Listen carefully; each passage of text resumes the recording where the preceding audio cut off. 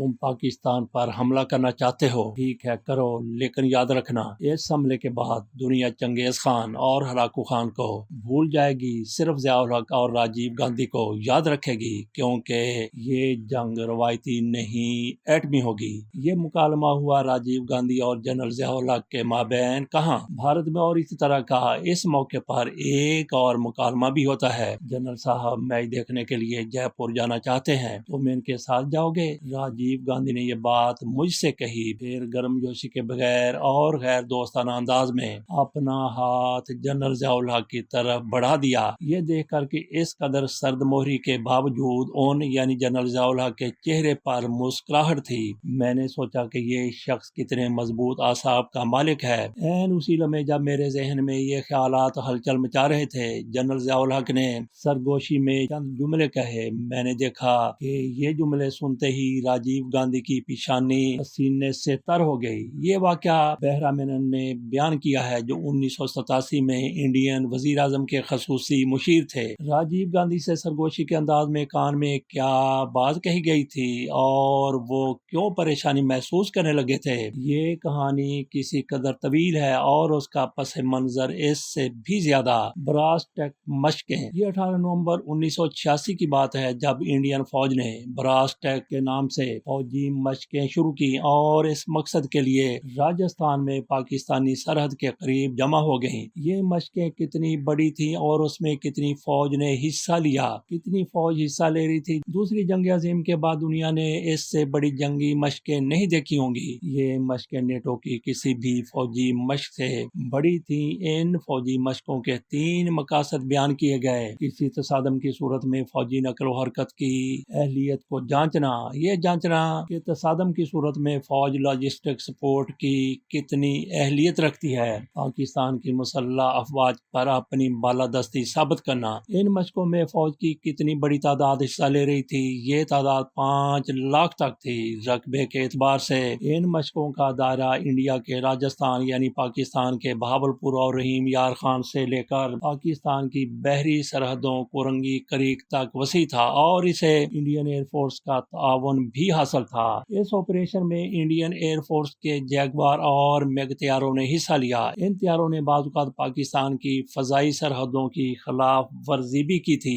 بر صغیر کے 2 روایتی حریم ملکوں کے سرحد پر فوج کے اتنے بڑے اجتماع پر عالمی ذرائع ابلاغ کی توجہ شروع ہی سے مرکوز ہو گئی تھی، جس نے اسے جنگ پر اکسانے کی سرگرمی قرار دیا۔ کرشن سوامی سندر جی اس زمانے میں انڈین فوج کے سربراہ تھے، آرمی چیف تھے۔ ان مشقوں کو پاکستان اپنی سلامتی کے لیے خطرہ محسوس کرتا تھا۔ یہی خطرہ تھا جس کے پیش نظر پاکستان نے اپنی آرمڈ کور اور سدرن ایئر کمانڈ کو انڈین سرحد کے قریب تعینات کر دیا تھا۔ پاکستان محسوس کرتا تھا کہ اس دوران اس کی ایٹمی تنصیبات پر بھی حملہ کیا جا سکتا ہے۔ اسی بنا پر حفاظتی انتظامات کو مزید سخت کر دیا گیا اور فوج ہائی الرٹ پر چلی گئی تھی۔ سندر جی انڈین آرمی چیف یہ خواب دیکھتے تھے کہ وہ کسی ماہر شمشیر زن کی طرح اپنا ماسٹر اسٹروک کھیلیں گے، پاکستان کو 2 حصوں میں کاٹ کر رکھ دیں گے اور انہیں اسے اس صحرا میں کچل کر رکھ دینے میں کوئی دشواری نہیں ہوگی۔ اسی طرح دونوں ملکوں کے درمیان 1947 سے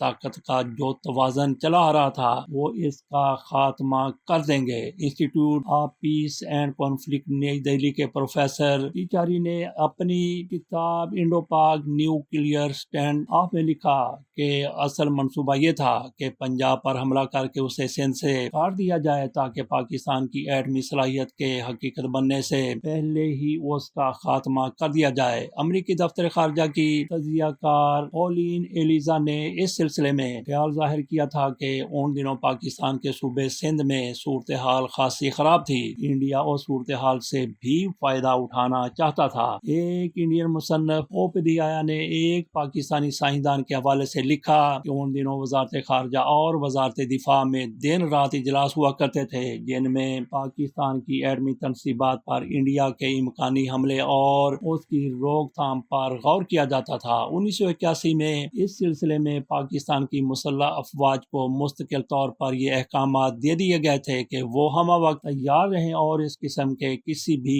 حملے کا رخ موڑ دیں۔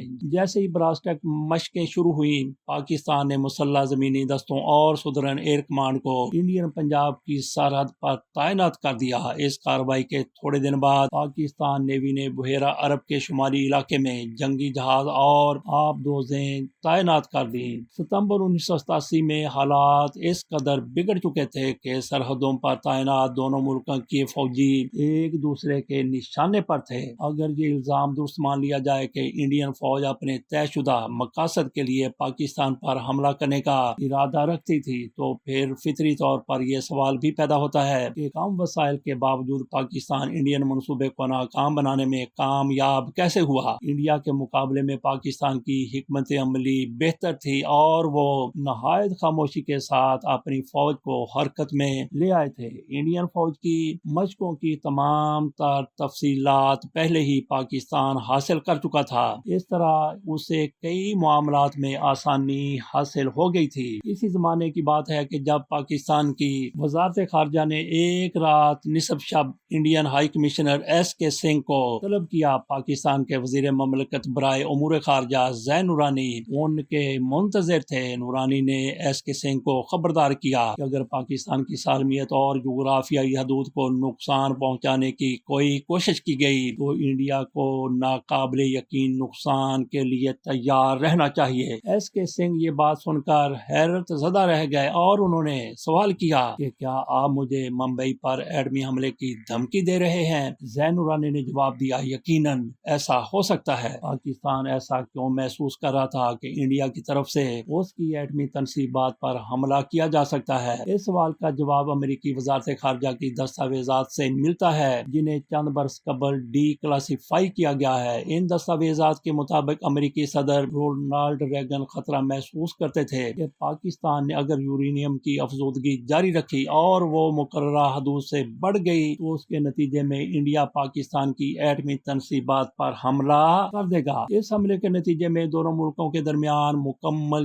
جنگ چھڑ سکتی ہے۔ امریکی صدر نے یہ اطلاع نان پیپرز اور ایک خط کے ذریعے جنرل ضیاء الحق تک پہنچا دی تھی۔ پاکستان میں یہ سنسنی ایک اور وجہ سے بھی پیدا ہوئی۔ پاکستان کے ایک انگریزی اخبار پاکستان ٹائمز میں وسط جنوری میں ایک خبر شائع ہوئی۔ خبر میں بتایا گیا تھا کہ انڈیا نے پاکستان سے مطالبہ کیا تھا کہ وہ پنجاب کے علاقوں میں انڈیا کے ساتھ لگنے والی سرحد سے اپنی فوج ہٹا لے۔ پاکستان نے یہ فوج راجستھان میں پاکستانی سرحد کے ساتھ ساتھ علاقوں میں انڈین فوج کے غیر معمولی اجتماع کے بعد تعینات کی تھی۔ انڈیا کے اس مطالبے کے بعد کشیدگی میں مزید اضافہ ہو گیا اور یوں پاکستان کی بری اور فضائی افواج فوری طور پر ہائی الرٹ پر چلی گئیں۔ کشیدگی میں مزید اضافہ ایک اور اطلاع نے کیا۔ سیاسی اور دفاعی امور کے ممتاز پاکستانی ماہر ڈاکٹر حسن عسکری رضوی نے لندن سے شائع ہونے والی کتاب Pakistan and geostrategic environment میں اس اطلاع کا ذکر کیا۔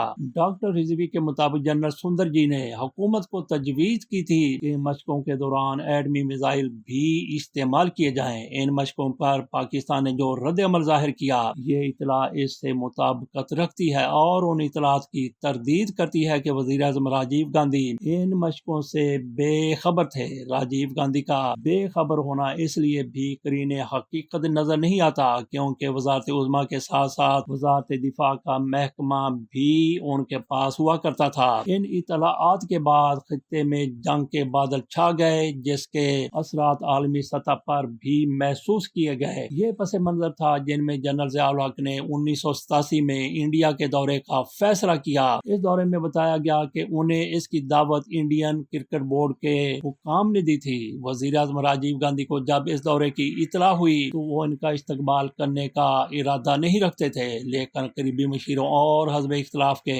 مشورے پر انہوں نے ان کے خیر مقدم کا فیصلہ کر لیا، لیکن ان کے انداز میں سرد مہری تھی اور گرم جوشی نام کو بھی نہ تھی۔ اس حوالے سے ایک یہ بھی تصور پایا جاتا ہے کہ جنرل ضیاء الحق خود ہی بغیر کسی دعوت کے میچ دیکھنے کے لیے چلے گئے تھے۔ بہرحال بہرام مینن لکھتے ہیں کہ جنرل ضیاء الحق نے راجیو گاندھی کا رویہ محسوس کیا لیکن اپنے چہرے پر مسکراہٹ برقرار رکھی۔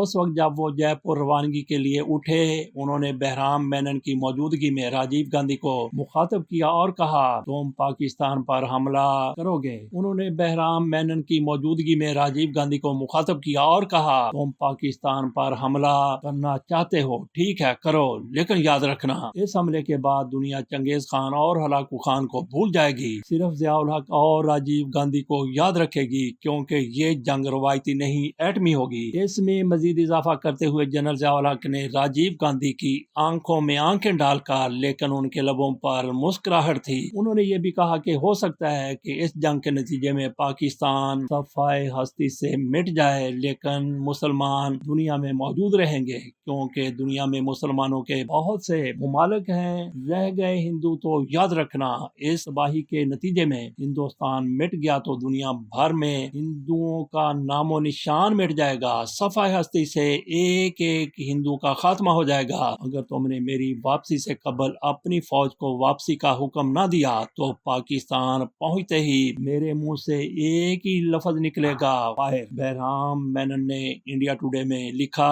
اسی لمحے میں نے جنرل ضیاء الحق کی طرف دیکھ کر سوچا کہ یہ شخص بر صغیر کو راہ کے ڈھیر میں بدلنے کی صلاحیت رکھتا ہے۔ جنرل ضیاء الحق کے دورہ انڈیا کے بعد صورتحال یکسر بدل گئی۔ 23 فروری کو انڈیا کا سرکاری وفد پاکستان پہنچ گیا، اسلام آباد میں وفد آیا، ان مذاکرات کے نتیجے میں دونوں ملکوں کے درمیان معاہدہ طے پا گیا۔ اس معاہدے کے نتیجے میں پاکستان اور انڈیا کی افواج کشیدگی سے پہلے کی پوزیشنوں پر واپس چلی گئی۔ اس واقعے کے برسوں بعد معروف مبصر سوتک بسواس نے ایک رپورٹ میں جنرل ضیاء الحق کے ایک جملے کا ذکر کیا۔ جنرل ضیاء الحق نے صحافیوں کو مخاطب کرتے ہوئے کہا، تم انڈیا کے باؤنسر کے مقابلے میں میرے چھکے کو نظر انداز کیوں کرتے ہو؟ ناظرین، یہ تھی وہ کہانی جس میں جنرل ضیاء الحق کی ایک دھمکی پر راجیو گاندھی نے سرنڈر کر دیا اور دو ملک ایک بہت بڑی جنگ اور تباہی سے بچ گئے۔ اجازت دیجیے، اللہ حافظ۔